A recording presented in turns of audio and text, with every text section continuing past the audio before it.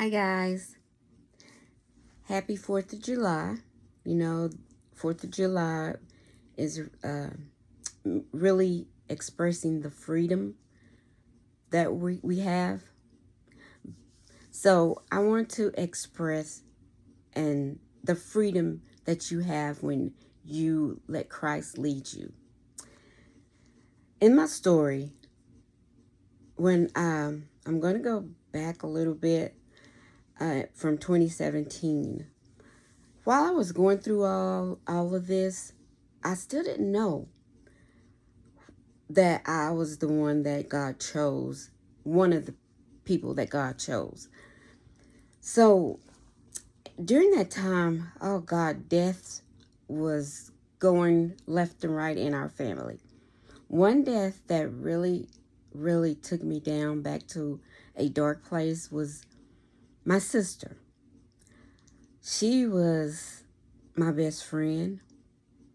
She was someone that I could go to and just really talk to, and she understood me because she went through some of the same things that I went through.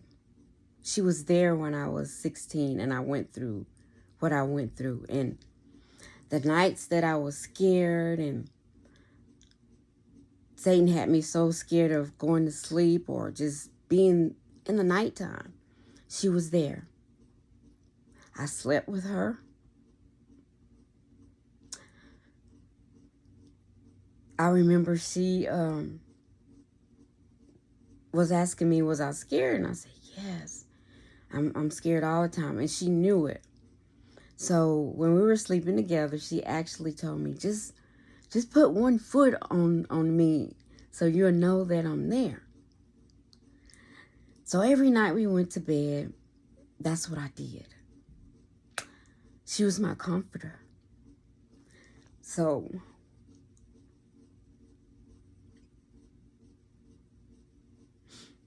when she passed away,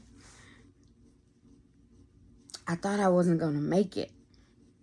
But if it wasn't for my kids, I have a boy and a girl. If it wasn't for them, I wouldn't have made it. I wouldn't have made it. I have other brothers and sisters, and I love them to death. But she was my everything. We shared kids. She had my son. I loved her sons like my kids.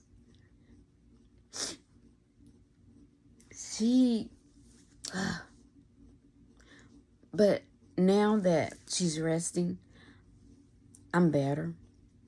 And I know it's all because of my kids. And then I kept thinking like, no, this has to be something more, because God wouldn't let anyone hurt like this and not get something back from it, not get a blessing. So I was praying, God, I know my kids are growing up. I don't want to rush them, but can you please send me grandkids? He did.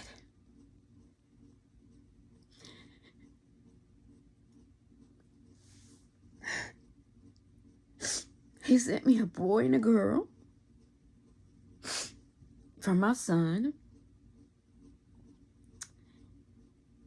And they changed my life again. They opened up doors that I thought was shut. They opened up life more. Even though I had my kids, it's different when you become a grandparent. You want to be there for your kids and help your kids through all the situations with their kids. And then here, they were born in 2020 when all the COVID and all the bad stuff happened again. I got COVID. My daughter got COVID. We were in the same house. I couldn't even, she has asthma really bad. She could not breathe. So I would be the one that would get up, go get stuff for her, give her medicine while I couldn't breathe either. That was the hardest thing ever. And we made it through it. I had a granddaughter, the one that was just born. She had it as a baby. And she made it through it also. So I started realizing the things that happened to you, Vicky, when you were 16, the things that are happening to you now is for a reason. I didn't want my family to go through what I went through. I'm still going through it, learning.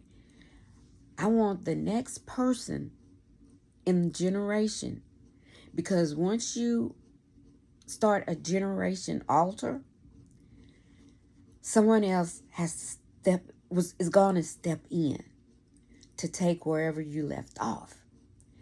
Because I did have an older sister that was a pastor, and she started it for the whole family. She was the number one, everything. So she used to actually tell me, Vicky, God is calling you. God is calling you. And you know it. And you know it. You have a gift. You have gifts. But I didn't want to. I do have a gift. I have the gift of prophecy. And I had to learn how to use it. Because when you're a prophet, you have to watch your words. And I had to learn, and I'm still kind of afraid now. If I have something, a prophecy about someone, I'm afraid to tell them. Because the last person I told passed away. And I was blamed for it.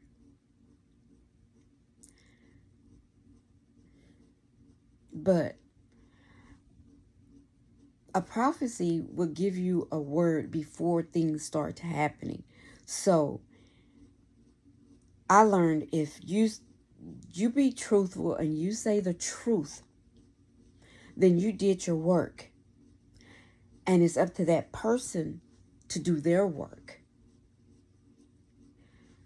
I learned how to heal my body in certain places that a doctor told me that would never be healed. And I wanted to let everybody know that I can do that. I know how to do it now. So now, because I had the sister that passed, I had a brother that passed, and another brother that passed, and another sister that passed. It was all back to back.